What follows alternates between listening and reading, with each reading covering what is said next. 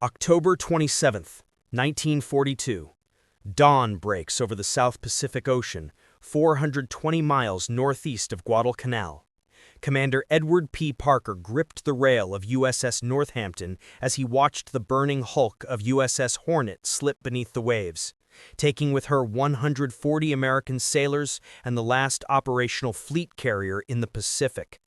The fires from her ruptured fuel tanks illuminated the water for miles, turning the ocean into a mirror of flame that reflected the catastrophe of American naval power. 4 carriers in 10 months. At this rate, we'll have nothing left by Christmas, he wrote in his personal log, words that would have earned him a court-martial for defeatism if discovered by his superiors. Through the smoke and darkness, he had just witnessed the 4th American fleet carrier lost in 1942. Lexington at Coral Sea on May 8th, Yorktown at Midway on June 7th, Wasp torpedoed off Guadalcanal on September 15th, and now Hornet at Santa Cruz on October 27th. The Imperial Japanese Navy, which American intelligence had dismissed as inferior copyists incapable of innovation, had systematically destroyed over half of America's Pacific carrier force. In shipyards from Yokosuka to Kure, Japanese workers were adding new carriers to their fleet, while America bled ships faster than anyone thought possible. 3,700 miles away in Newport News, Virginia, a welder named Margaret Thompson was about to begin a night shift that would prove Commander Parker wrong. What neither of them knew was that this moment of maximum despair marked the beginning of the most extraordinary production miracle in naval history, a systematic demonstration of American industrial capacity that would transform not just the Pacific War, but the very nature of naval power itself. The mathematics of victory were about to be rewritten, not through battle tactics or superior seamanship, but through welding torches, assembly lines, and the sheer productive fury of a democracy that had finally awakened to war. The collapse of American carrier power in 1942 would trigger a response so overwhelming that Japanese naval officers would later describe it as fighting the stars themselves. No matter how many you destroyed, more appeared. Within 3 years, American shipyards would launch 14 Essex-class fleet carriers that saw combat, more than Japan built during the entire war.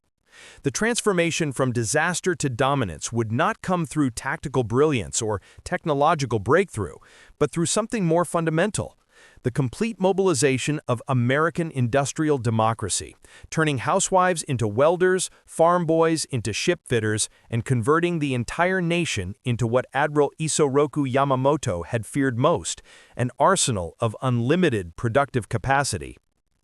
The disaster had begun on May 8, 1942, in the Coral Sea. USS Lexington, one of America's 2 giant pre-war carriers converted from battle cruiser hulls, absorbed 2 torpedo hits and 3 bomb strikes from Japanese carrier aircraft. Despite heroic damage control efforts that initially saved the ship, gasoline vapors from ruptured aviation fuel tanks triggered massive secondary explosions. Lady Lex went down with 216 of her crew, America's first fleet carrier loss of the war. Captain Frederick Sherman, Lexington's commanding officer, would later testify before Congress.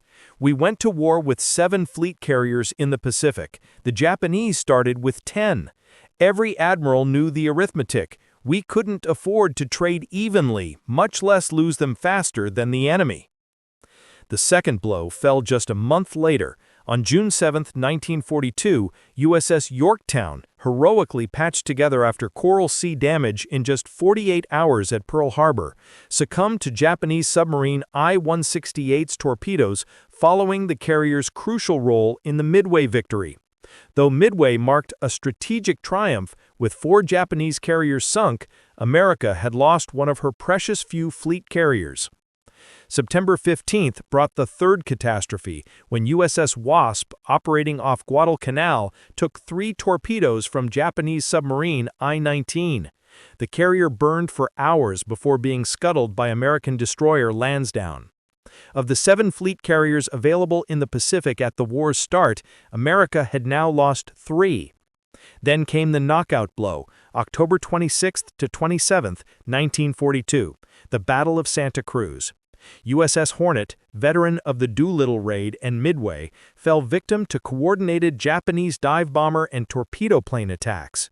Despite desperate efforts to save her, including an attempt to tow the burning carrier to safety, advancing Japanese surface forces forced her abandonment. Japanese destroyers Makigumo and Akigumo finished what their aircraft had started in the early morning hours of October 27th. In Washington, Admiral Ernest King, Chief of Naval Operations, faced Congress with stark numbers.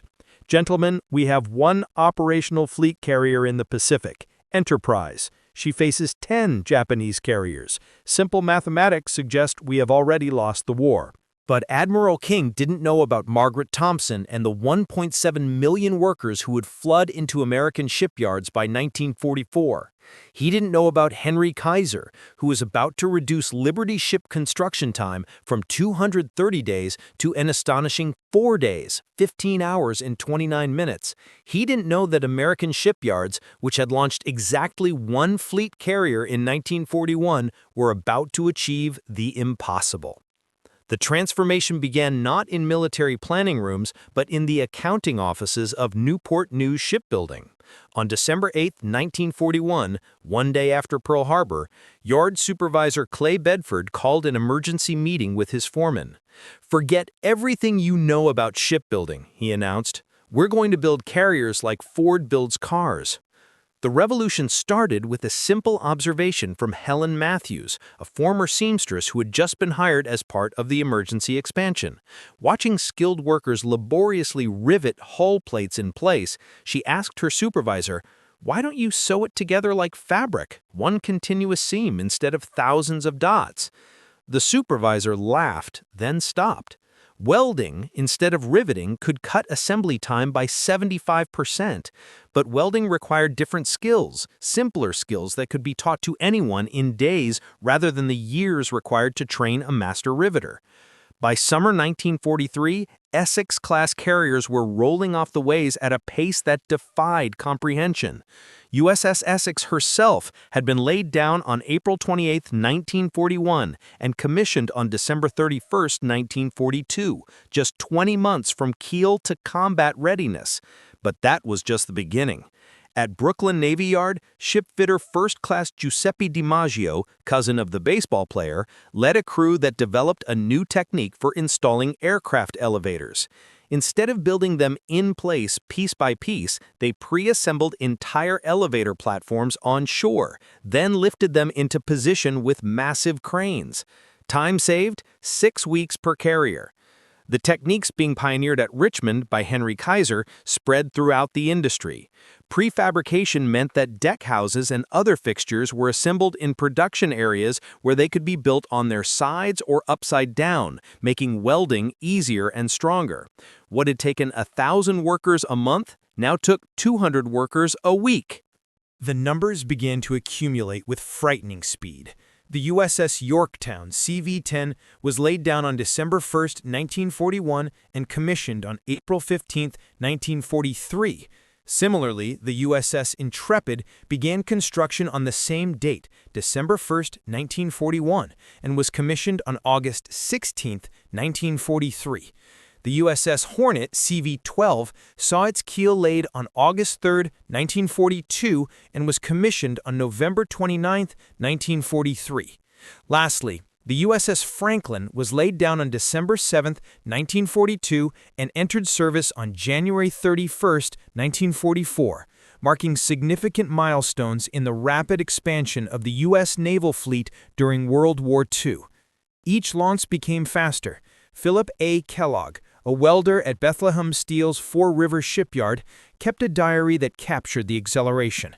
January 1943, we're launching a carrier every 60 days. June 1943, every 45 days.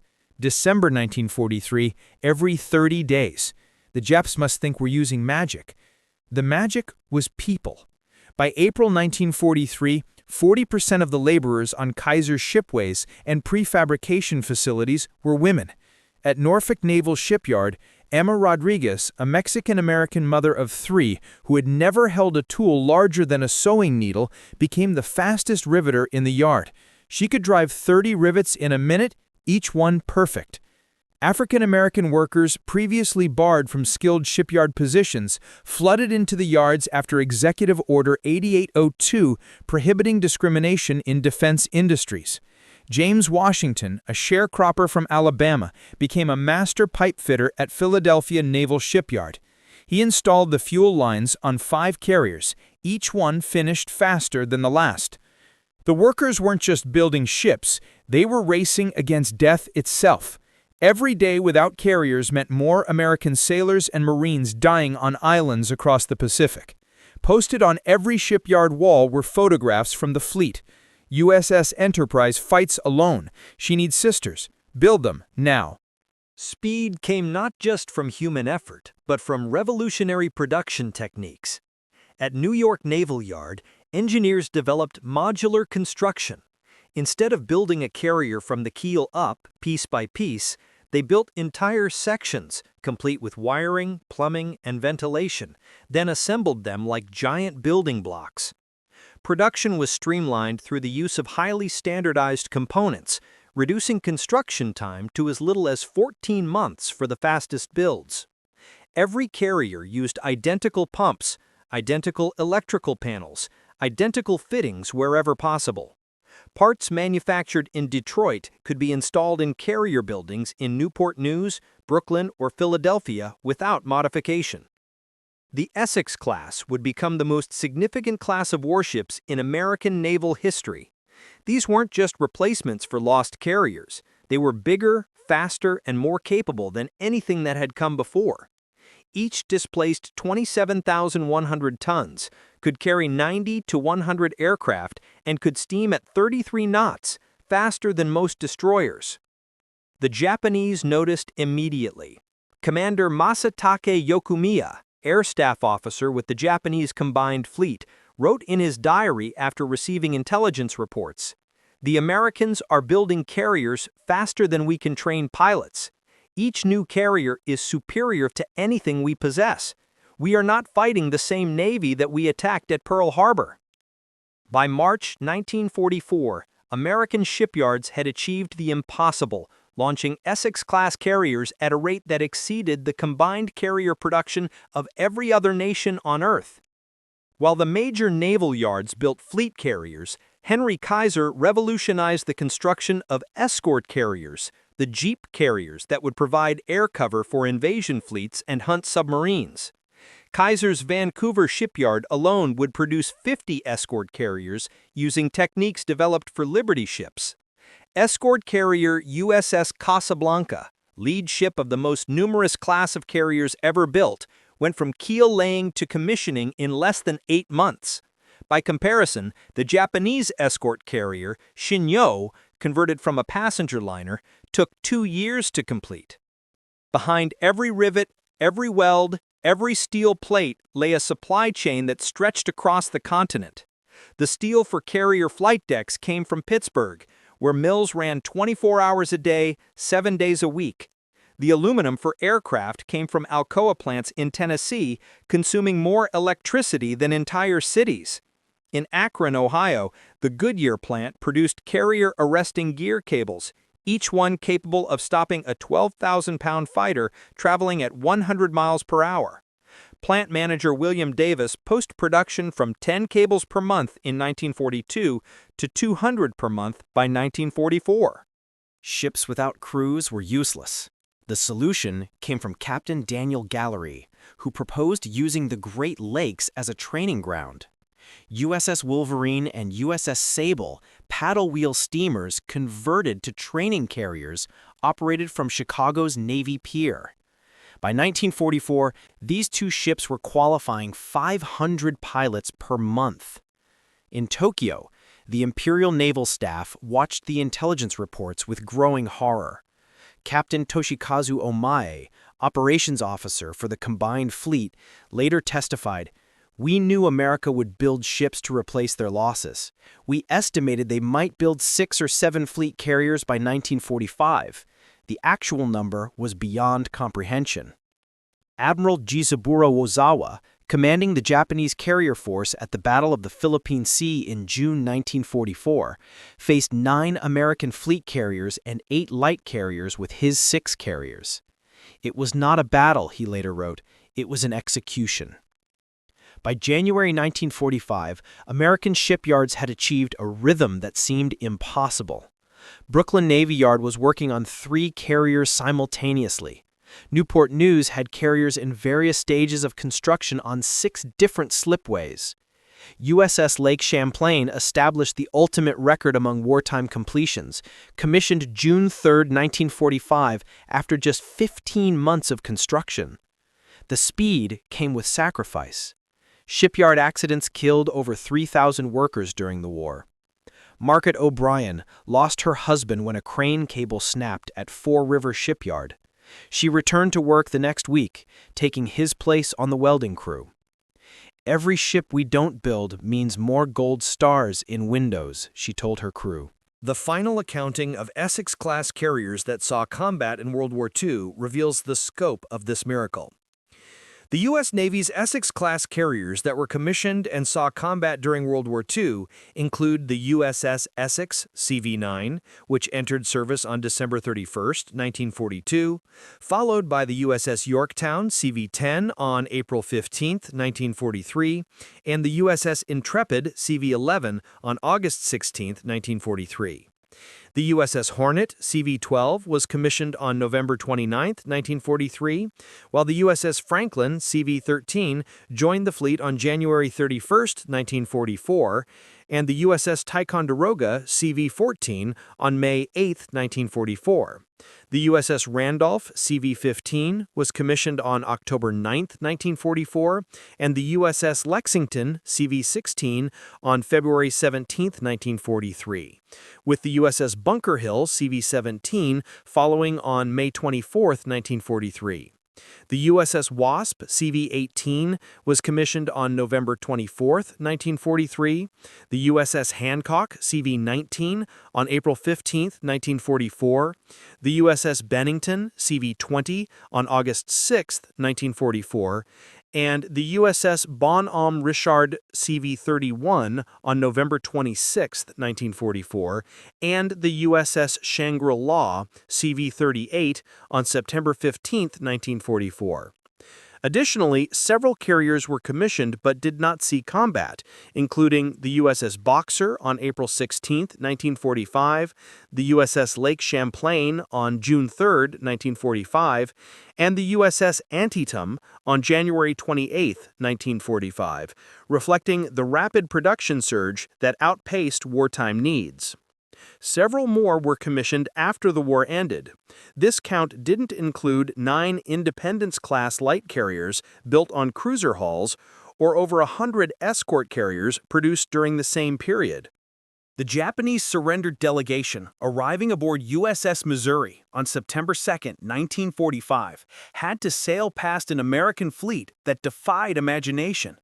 Over 100 carriers of all types filled Tokyo Bay and the surrounding waters, more carriers than all other nations combined had built in the entire history of naval aviation. Commander Tommy Chihara, one of Japan's most decorated destroyer captains, wrote, "We had sunk 4 of their carriers in 1942, and they had replaced each one 3 times over." By 1945, American carrier production had reached levels that exceeded operational needs. Ships were being completed faster than crews could be trained. Admiral William Bull Halsey testified to Congress in 1946, "We went from having too few carriers to having more than we could use. No nation in history has ever produced combat vessels at such a rate." The revolution in shipbuilding transformed American industry permanently. Techniques developed for wartime production, modular construction, automated welding, assembly line shipbuilding became standard practice. Workers trained in shipyards became the backbone of post-war American industry. Women who had learned to weld discovered they could master any industrial task. African Americans who had been restricted to menial jobs before the war had proved they could perform precision work equal to anyone when given the opportunity. In 1985, on the 40th anniversary of VJ Day, a reunion was held at Newport News Shipbuilding. Over 5,000 former workers attended. Margaret Thompson, the welder from our opening story, now 67 years old, stood before the crowd. "They call us the greatest generation now. We weren't great, we were angry. The Japanese sank our ships, killed our boys. We answered the only way we knew how. We built more ships than they could imagine. Every rivet we drove said, 'Remember Pearl Harbor.'"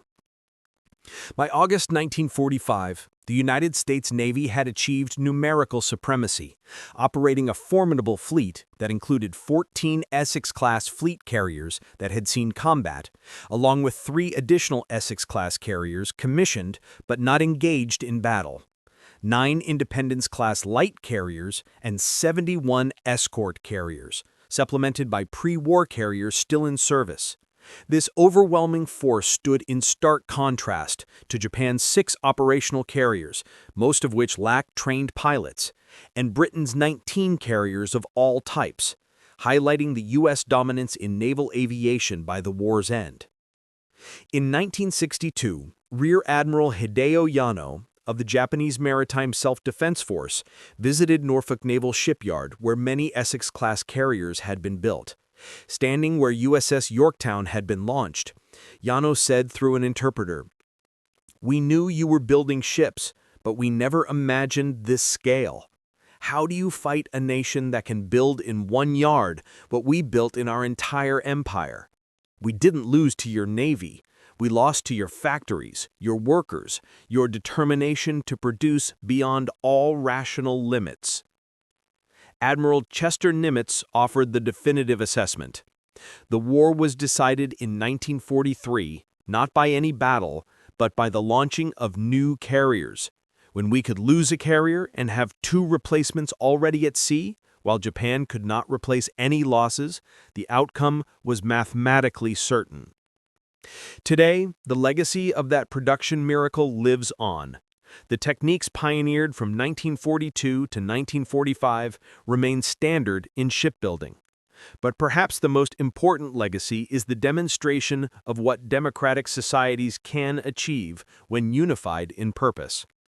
In 36 months, America went from having 4 carriers sunk and facing potential defeat to possessing overwhelming carrier supremacy that made victory inevitable. The workers who achieved this miracle proved that democracy's greatest weapon isn't military might, but productive capacity, the ability of free people to outbuild, outproduce, and ultimately overwhelm tyranny. The transformation from 4 carriers lost to 14 Essex-class carriers in combat stands as history's greatest example of industrial response to military crisis. Those workers are nearly all gone now, but their achievement remains. In humanity's darkest hour, when fascism threatened to extinguish freedom, American workers responded with the greatest surge of productive power ever witnessed. The 4 carriers lost in 1942, Lexington, Yorktown, Wasp, and Hornet, were not just replaced, but multiplied. Each new carrier was superior to what was lost, each one a testament to democracy's capacity to transform disaster into triumph. From 4 carriers lost to 14 Essex-class carriers in combat, the numbers tell a story of transformation that stands as history's greatest testament to what free people can achieve when their freedom is threatened. They didn't just build ships, they built victory, freedom, and the future. Their legacy floats eternal in the words inscribed on the memorial at Newport News Shipbuilding. Here, American workers answered tyranny with steel, fascism with freedom, and defeat with the greatest production miracle in human history.